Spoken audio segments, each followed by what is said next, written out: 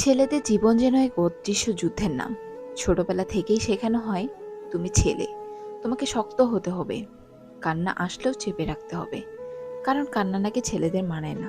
যে ছেলে বাবা মার কাছে ছোটবেলায় খেলনা চেয়ে বায়না করত, সেই ছেলেটি একদিন পরিবারের জন্য নিজের স্বপ্নগুলো বিসর্জন দেয়। যে ছেলেটি বন্ধুদের সাথে হেসে খেলে সময় কাটাতো, একদিন সেই ছেলেই দায়িত্বের ভারে নিঃসঙ্গ হয়ে যায়। কিন্তু কেউ কি কখনো ভেবেছে ছেলেটি কেমন আছে? ছেলেরা ভালো থাকার অভিনয় করে, চোখে পানি আসলেও তারা মুখে হাসি রাখে। অফিস থেকে ফিরে ক্লান্ত হয়ে যখন বিছানায় শুয়ে পড়ে, তখন হয়তো বুকের ভেতর একরাশ হতাশা জমে থাকে। তবুও কেউ জিজ্ঞেস করে না, তোমার দিনটা কেমন কাটলো? ছেলেরা পরিবার, বউ অথবা প্রেমিকা সবার সুখের জন্য লড়াই করে, কিন্তু নিজের কষ্টগুলো লুকিয়ে রাখে। কারণ তারা জানে, তাদের কান্না দেখলে পৃথিবী একটু থমকে দাঁড়াবে না।